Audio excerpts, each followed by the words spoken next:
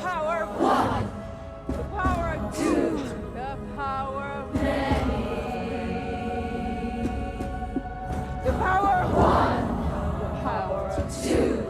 The power of many. The power of many. Not watching this show.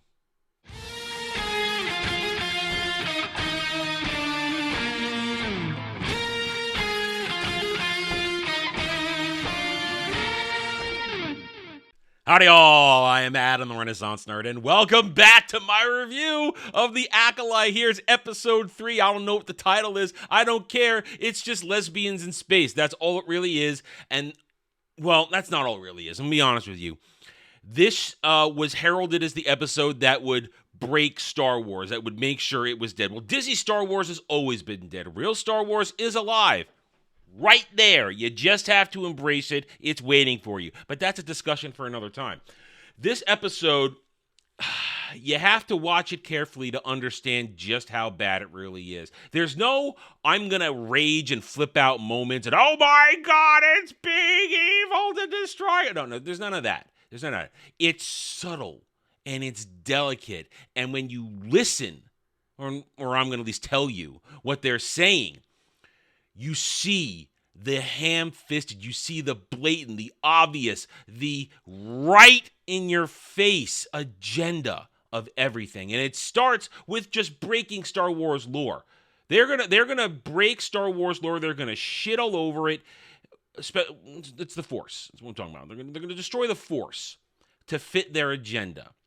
And at the same time, wow, commie Marxism right on display. If you know what you're looking at, you see it right in front of you. And they want to code it in all this other stuff, but it's right there. It's right there. And then also a little bit of not-so-secret agenda if you're paying attention. So what are we going to do now? We're going to go through it. I don't think this will take very long because this was a 42-minute episode. Well, maybe 38 37 if you cut out all the credits in the preview. But it's really a whole lot of usual Disney Star Wars. Whole lot of nothing. Whole lot of nothing happens in 40 minutes. Nothing. It's frankly boring. The sin of the previous 2 episodes continues into this one. It's boring. And these characters are all uninteresting. And we're supposed to get connection to characters. You're supposed to care about them. I care less about these characters than I did last time we visited them. They're all terrible. They're all horrible. There's nothing compelling, but there is the agenda of let's make sure you understand that the Jedi are evil because they're not perfect and they have to be deconstructed in order to create Leslie Headland's Star Wars, because that's what this is. Leslie Headland Star Wars. So without further ado, let's get into episode 3 of The Acolyte. Let it go, May. Stop! Why do you always have to do things like that? Why do you always run off alone? Right, let's do this. We are now in a backstory episode. 16 years for the current day events. We're on Bendok, the tragedy of Bendok, the tragedy that the Jedi might be responsible for, but even if they aren't, we're going to use it to deconstruct the Jedi and show you that they are evil, that they're not right, that they're wrong for taking children. We'll get there. We are in some middle of nowhere forest, and we've got little girl Osha. We're going to call them by their real names because Amanda Stenberg isn't in this, so I can't use my made-up funny names. Osha is there pondering her existence. We're coming up on something they're going to call the Ascension. She doesn't want to do it, while May really does. And their whole relationship is about, I want to be myself, I don't want to be with you, but we're one who are really two. But whatever it is. Again, it's so retarded and cringe. So Osha's sitting there under a tree. They call it a binko tree, don't care. And she has a little woodland creature which she decides to force hold. Remember that. She decides to force hold the little woodland creature for a few seconds and then lets it go. And then it's suddenly force held again, and boom, here comes May. May's going to walk up, ask her where she's been. You shouldn't be out here alone. Why did you leave me? Blah, blah, blah. They're setting up the relationship now between these two twins.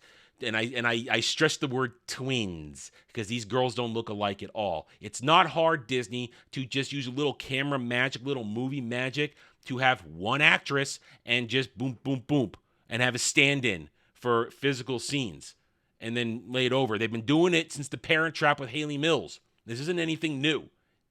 But hey, let's get two little girls who look nothing alike and are supposed to be identical twins because Amanda Stenberg is playing the same two characters and she looks exactly alike in both of them. It's retarded, I know. Anywho, we're setting up their relationship. They have a contentious relationship. They don't really get along. It's as though they are forced to get along by their lesbian moms and their lesbian witch coven. Yeah, that's a thing. They have a little argument about, I'm all here by myself, I don't want to do this, but you have to do this because we're supposed to do this together, blah, blah, blah. And during the conversation, little woodland creature is going to start to fly off, and then May is going to aggressively force hold it with a little Hadouken posture. I noticed that, didn't you? And she's going to do it for a lot longer than Osha did, and Osha's going to yell at her, "Stop it, May. Why do you always have to do this?" Let's pull it to a stop right here. And let's look at this for a second. Osha did the exact same thing literally a minute ago. She force held it for her own curiosities and amusement. And May is now doing it as well, but only a little more aggressively, so now she's in the wrong. Does that make any sense to anybody? Is there a difference here? Because I don't see a difference. It's just one of them supposed to be inherently good, Osha, and one of them supposed to be inherently bad and aggressive, May. They're setting it up that May was always a little malcontent bitch, and Osha was a goody-goody bitch. It's really bad character work. It just is. They're going to get up. They're going to yell at each other. Why you always do this? Why you always like this? I just want to be alone. Why are you always running away, Osha? Or Oshi? Why are you always running away? We need to be together. We are better as one, and because we're two, who's one? They do the little stupid chant thing, and they do the rhyme, and it's retarded. Either way, their little whatever is going to be interrupted as their lesbian Zabrak mom shows up. Yes, this is one of their mothers, lesbian Zabrak mom, who's going to lecture them about wandering away into the forest where they should remain safe inside the coven. I just have to say this right now. Leslie Headland is not creative. We're just going to call it a witches' coven because that's so Star Wars, because Dathomiri witches were a thing. Well, here's the thing. In actual Courtship of Princess Leia, they never called them a coven. They were just the Dathomiri witches. Yeah?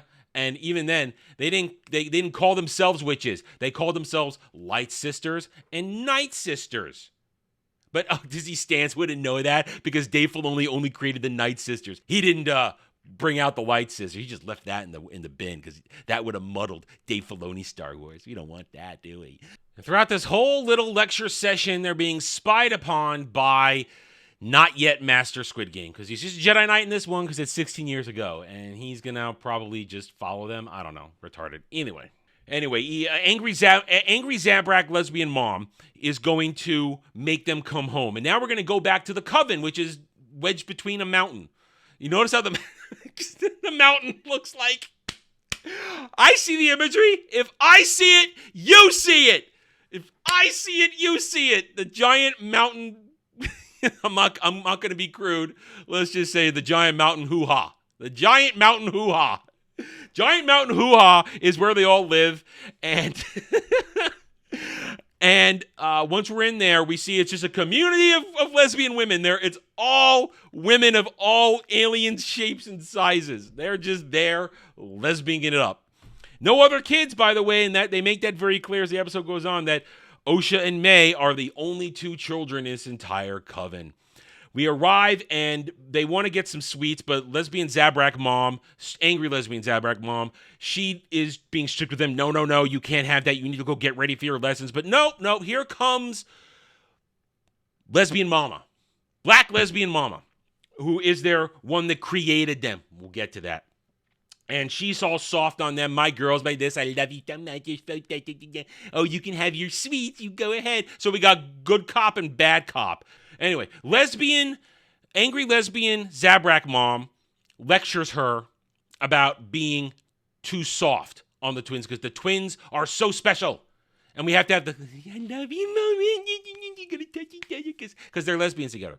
Anyway, so they have this whole discussion about how they have to be stricter. These girls have to, or angry lesbian Sabrak mom is going on about how they need to be strict. They need to learn their lessons because they are our future. But black lesbian mom is going, but they're just testing their boundaries. It's okay. Don't worry. Don't go get the moving van. Don't get the U-Haul. Please, don't do it.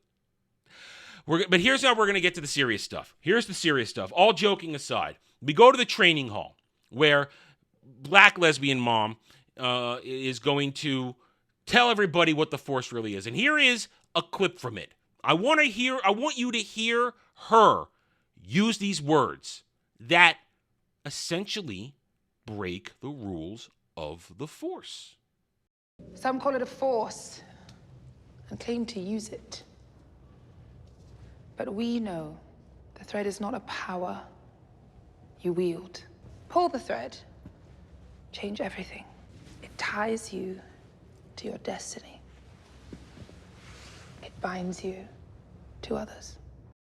Now, we have to be very careful as we dissect this because there are those out there who want to be disingenuous, who want to simply say, oh, it's just a different perspective. Why are you getting so bent out of shape? You nerd, you toxic incel. They want to try and make it as though that we're just angry because it's women using the Force.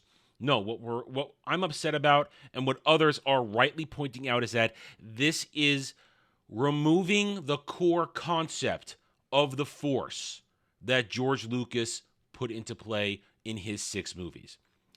The Force is an energy field, as Yoda and Obi-Wan put it, that binds the universe together, or at least this galaxy together, because the Force only exists in the Star Wars galaxy, no matter what Dave Filoni wants to tell you.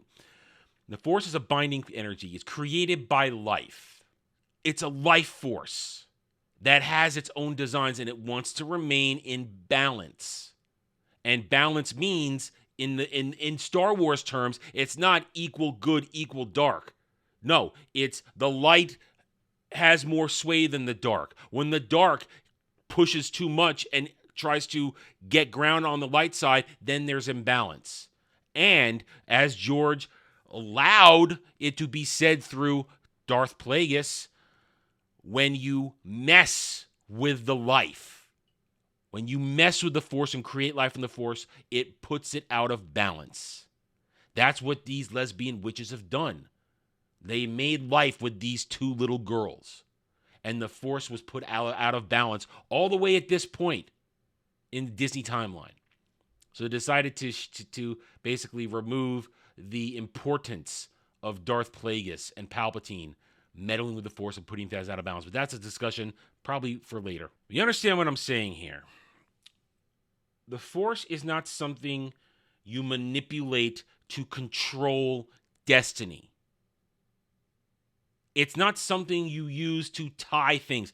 This is a basic misunderstanding. Calling it the thread is not the problem. The EU has many instances of non-Jedi and non-Sith calling the Force something else. That's not the issue. The issue is telling us what it does and how it behaves according to Leslie Headland. That's the problem here. And it's not right. It is simply not correct to say that the Force doesn't have a will of its own. It's not right to say that it's not an ally, that you simply grab it and use it to do whatever you want. Now, I don't think Leslie Headland or her inmates are clever enough to paint these witches as dark side users who misunderstand the Force. We've already heard in previous interviews that Leslie Headland doesn't think the Force operates the way George Lucas does. We've already heard this. I've detailed it many times in other videos and streams. And this is the problem right now. It is a blatant a willing misconception of George Lucas's idea of how the Force works. And it's wrong. It's wrong. And that's the problem. So it's Disney Star Wars once again doesn't get it. Anyway, doesn't end here because now at first you think, oh, it's so they just messed with the Force. Great. No, now get ready for a face full of communism. It is about sacrificing a part of yourself. The power of many instead of the power of one. You think you want something different than life in this coven, but that is because you are young. The galaxy is not a place that welcomes women like us. So they broke some Star Wars rules, and now it's time for agenda. You saw it in that clip there, but before that, I got to set the stage. Because I wanted to talk about the Force lore breaking, I got to go over the events of the training room. While they're in there, it's all about, as I said, breaking the rules of the Force, and they do some demonstrations on how it works, and showing that the power of one is the power of two is the power of many. How when you work together as a community, you're stronger. And they want to make it understand that Osha and May have to work together to be stronger. It's just there. And they want to let you know again with more bad character work that May is aggressive and strong and Osha is weak. And they're not always going to get along because they're constantly pushing at each other and fighting and this and that. They don't want to listen to anybody, not even each other. It's retarded. But we now get through this section because now they have to get ready for their ascension. And it's all about how Osha doesn't want to, but May does. But they need a good talking to in the private rooms before it's time for the ascension. And that's where Black Mama Lesbian sits down and explains to them that even though Osha wants to see the bigger world, she needs to understand that you're stronger together. You saw it in the clip. We are meant to do things as a community. Your individuality doesn't matter. You have to sacrifice part of yourself for the greater good of our community. And then they tacked it right on there at the end. The galaxy doesn't like women like us. They're here to persecute women like us. Agenda. People don't like lesbians. People don't like gay people. Gay people are persecuted.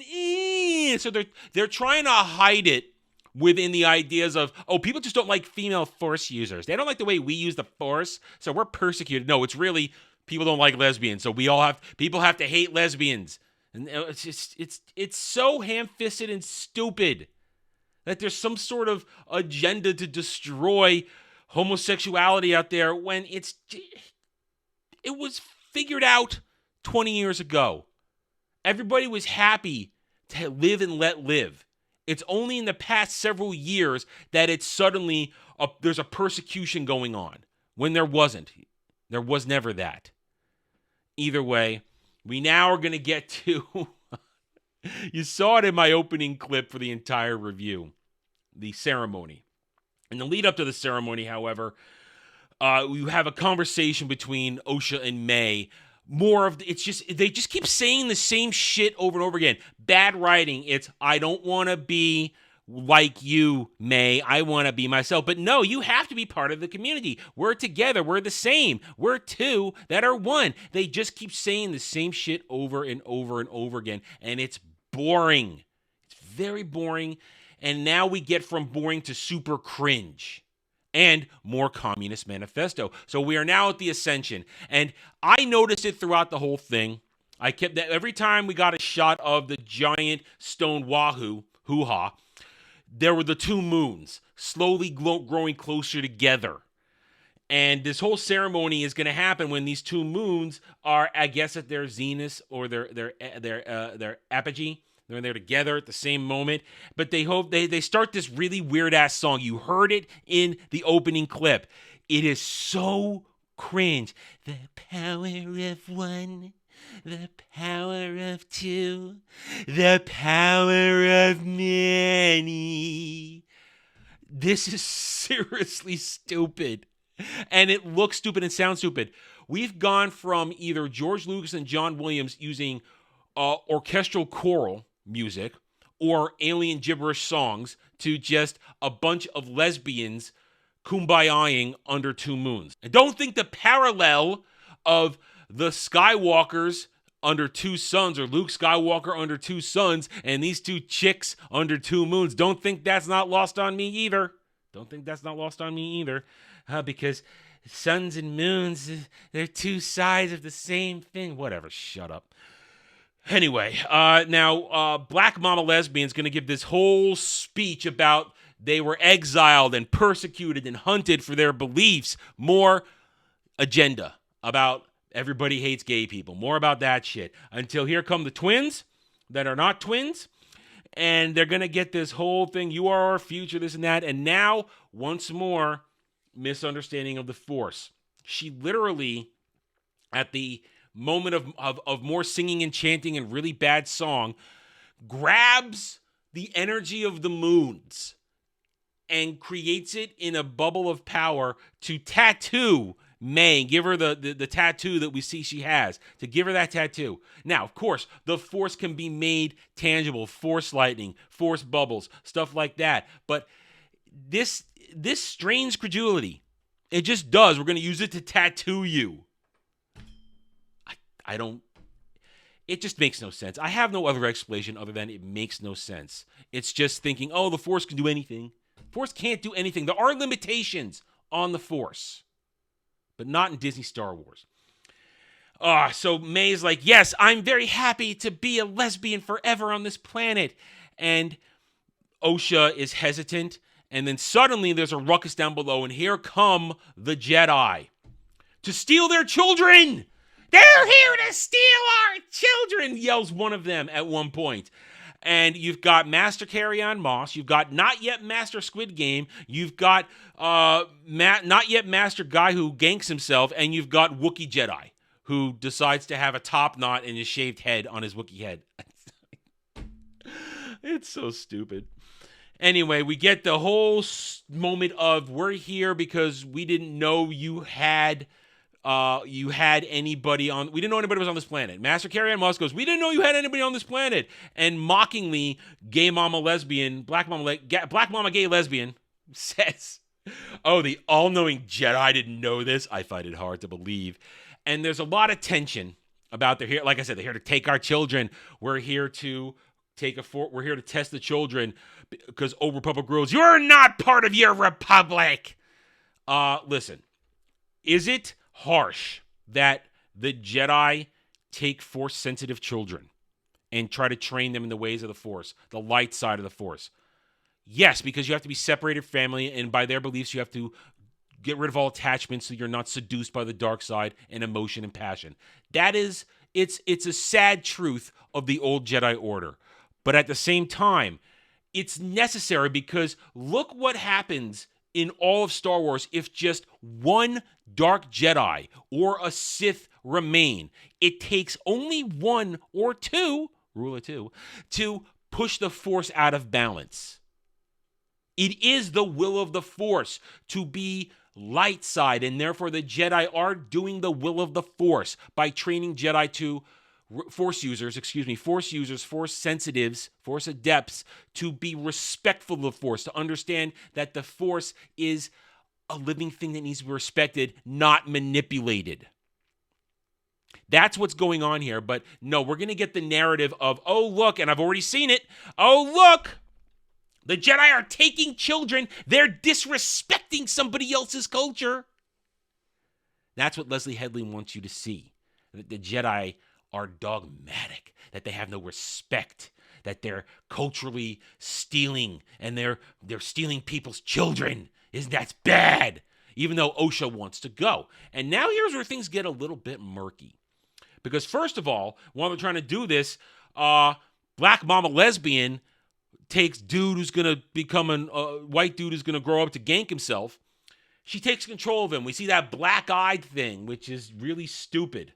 Really stupid. And maybe that makes me wrong for last review, where we thought it was a Sith Lord manipulating Osha in her dreams like that, when in fact maybe it's one of these ladies. We'll get to that at the end of the review. But they manipulate a little dude who's going to gank himself in the future, and they make the deal, let's not have hostility. So they're aggressive, because they have to be, because the Jedi are taking their children. But then Osha comes forward, they get her out, and Osha's fascinated. She wants to be a Jedi immediately.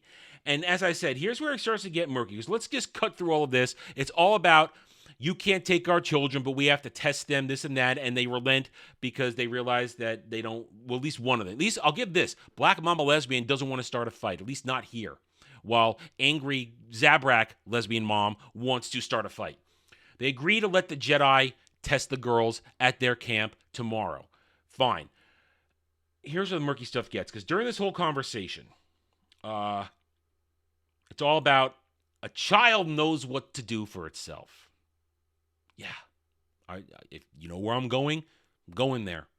Not so secret agenda. Treating children like adults. Now, that's why it gets murky, because these witches are not good people and they do not have good intentions for their Force-sensitive children. But at the same time, they're wrong when there's both of them, both the Jedi and the Coven both start saying children can make decisions for themselves. Yeah, not good. And we'll get deeper into that during the testing segment. So we go over to the next day. It's next morning. And, well, actually, no, sorry. First, there's the nighttime part where Black Mama Lesbian calls her advisors in there, and they have a whole big discussion. And angry Zabrak Mom now reveals the fact that she's the one that carried the twins through pregnancy. But Black Lesbian Mama, she's the one that created the twins. So here's where I once again have a problem with this. And maybe in a further episode, they're going to detail exactly what they did to create the twins. But when Shmi Skywalker had the Force immaculately impregnate her, when there's immaculate conception in Shmi Skywalker to create Anakin, that was still with her DNA. So Anakin Skywalker is still her child. But it looks, these are two humanoid human girls. These twins, they're humans. They have no alien traits in them. No physical traits, nothing. What it looks like is that Black Mama Lesbian made life inside angry Zabrak Lesbian Mom, but it's her DNA inside angry lesbian Zabrak Mom who just carried the girls to term because they have zero Zabrak features. Okay? Then I really would like to know how that worked. What, did she go like this? In my belly, my uterus, and then I'm going to take it, and we're going to... What did she scissor it into the other one? I mean, what did she do? Scissor her DNA into the other one? But then how is her DNA not a part of it if she carried it? I know surrogacy is a thing. But that's specifically taking something that's already got the other DNA and just having a house over it for a surrogate pregnancy. But this, it doesn't make sense because there's no science here. It's all the Force, and it's using the Force to break a lot of rules. If I go I can't go deeper on this. I'm gonna just keep making bad jokes. Let's move on. I want to get this over with. So she yells at her. Angry Black Mama Lesbian yells at Zabrak Mom, "You may have carried them, but I created them." So angry lesbians having a fight here. Next morning, though, we have Black Lesbian Mama essentially telling the girls to lie to the Jedi.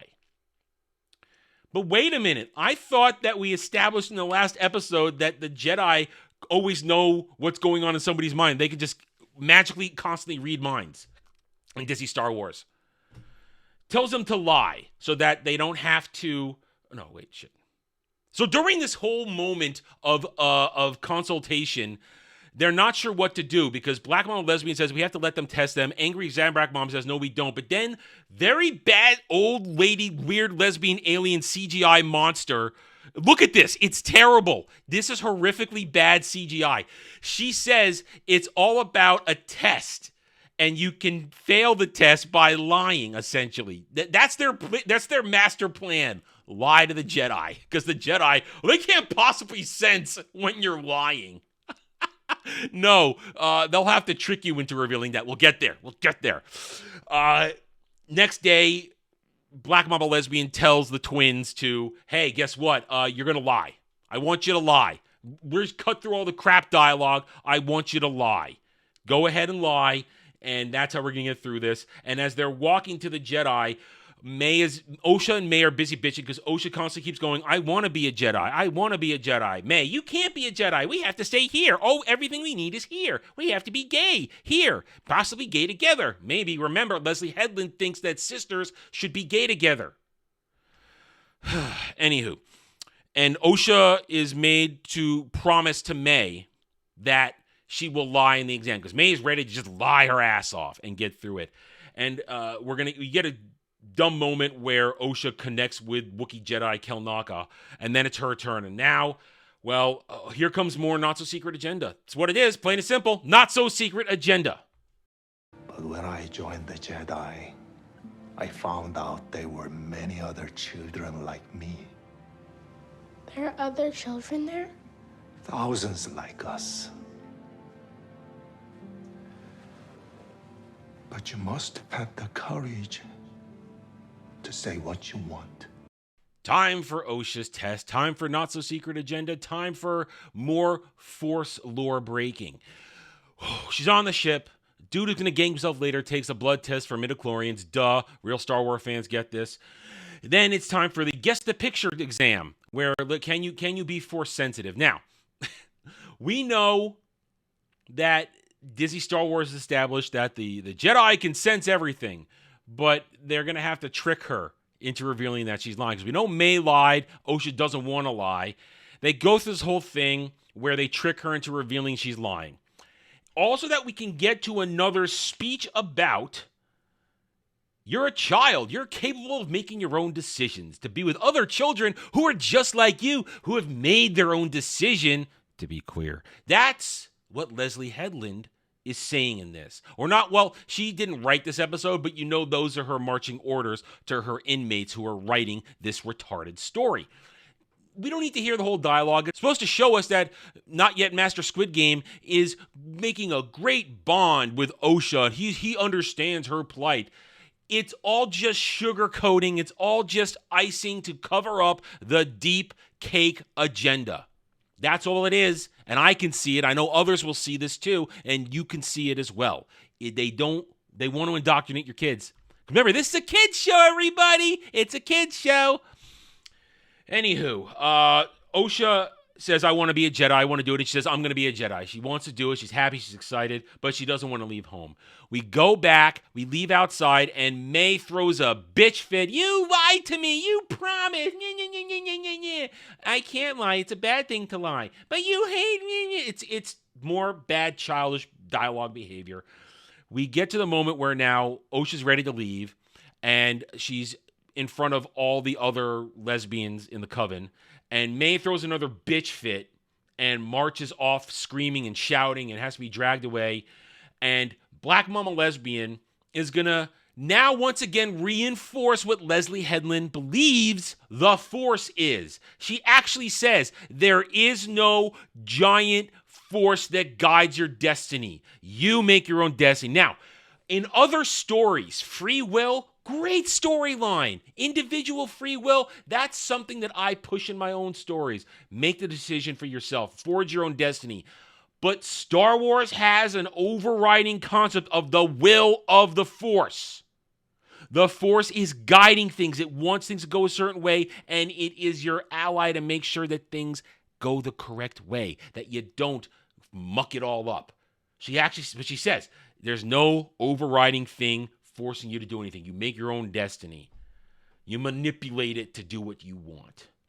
She hugs her, says, now we get a butchering of Anakin telling Shmi, will I ever see you again? Am I ever going to see you again? They basically rip it line for line, moment for moment, hug for hug, tear for tear. It's all there. They have no originality.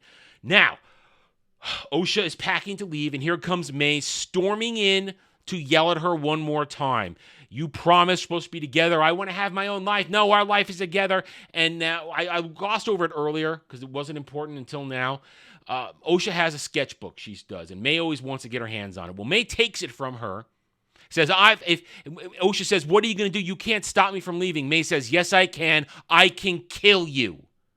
So May outright says, if I can't have you like every other angry lesbian ever does, then no one can have you, and I'm going to kill you.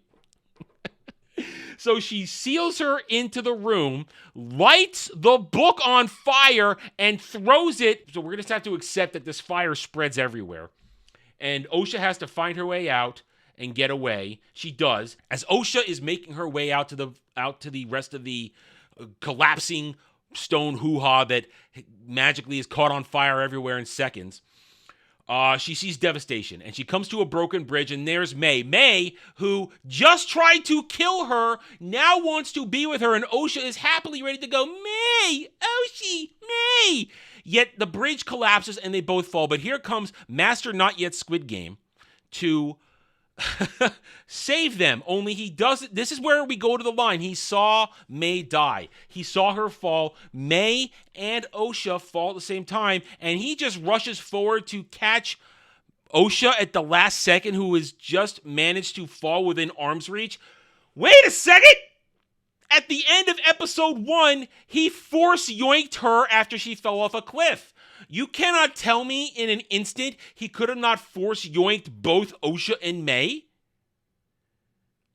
Oops! It's as though two different people wrote all this and nobody communicated, and they don't care for consistency in force abilities. So, Master Not Yet Squid Game, or Not Yet Master Squid Game, catches OSHA magically in time, hoists her up, and then drags her through the body-strewn remains of the stone hoo-ha, including for a moment to see that Black Mama Lesbian is indeed dead. She's dead. And now OSHA doesn't want to leave these. He takes her with her, and we get a whole scene of, oh, OSHA, I'm so sad for you. You'll become a Jedi now. You'll never have to feel this kind of bad stuff again. And in the background, you'll see that dude who ganks himself later has a bloody scar on his face that we will see scarred over when he ganks himself. So we now understand through just brief visuals that a battle went on. There's no way May's fire killed everybody there. I'm going to say it now because I saw it in the preview. He's known from a preview. What's going to happen likely is this. Black Mama Lesbian, or angry Zabrak Lesbian mom, will take over Padawan, who's going to gank himself when he's a master. And he's going to cause a fight, because I've seen the previews where Wookiee Jedi is going to fight him. So there's going to be some sort of fight where a massacre is about to happen. And either they're going to, when they free him, they're going to kill all the witches, or they'll be caught up in the stray bullets of it all. It's going to be a massacre, and that's what they're going to show the Jedi cause is. And thing is, May probably witnesses the whole thing. And that's why she's angry at the Jedi. But, well, we're going to have to see what happens, the setup for it. Anyway, at the very end, May goes back to the tree where OSHA always goes, and she's not there, and then she's left alone. Episode over. Ta-da!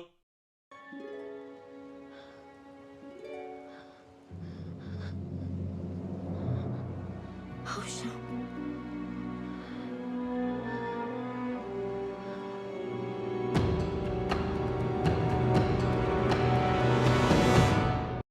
So here we are, episode 3 in the books. From what I hear, episode 4 will be pronoun-packed. Can't wait for that. Let's go over what we learned. We learned that lesbians can have their own Force babies. We're going to learn, hopefully we'll learn about exactly how that happens at some point. We know that the Force doesn't work how George Lucas intended here in Disney Star Wars. We know that persecution happens to gay, witch, lesbian Jedis. And that children can make decisions for themselves. And that's the agenda shit in there. As far as the story goes, a lot of bad story character work. They really didn't do anything to endear us more to any of these characters. OSHA is a whiny crybaby. May is a psychopath. Angry lesbians kind of deserve what they got because they're Dark Force users. And, let's start the deconstruction of the Jedi. Make the world know that the Jedi are evil. That it's all your truth, my truth, your perspective, certain point of view. As for where does this go from here? New theories. I will still not throw out the idea that dude from the fake apothecary guy from last episode might be the Sith Lord. I'm also not going to throw away the idea that angry Zabrak lesbian mom might still be alive because we didn't see her body. We did not see her body, and she's the one that is super angry at the Jedi more so than Black lesbian mom, who is dead. Black lesbian mama is dead. But angry lesbian Zabrak mom, she's not there. We didn't see her. And having seen the black eye thing in good sister Amandla Stenberg's visions, she may still be alive. So that could be a thing. Now, how she becomes a Sith, I don't know. I do not know. Either way, this thing is a disaster. It's as bad as we keep saying it is. Nobody's watching it. The numbers are out there. Nobody's watching this garbage fest. This dumpster fire will continue to burn, and I will be here next week for episode 4. So thank you for watching. Hit that like button. Subscribe to the channel, and I'll see you guys next time. Until then, take it easy. Thanks for watching, everyone. If you enjoyed the video, hit that like button. Subscribe to the channel. Check out my gaming channel at Renaissance Nerd Arcade, and follow me on X Twitter under @TheRedNerd. Thanks again for watching. Take it easy.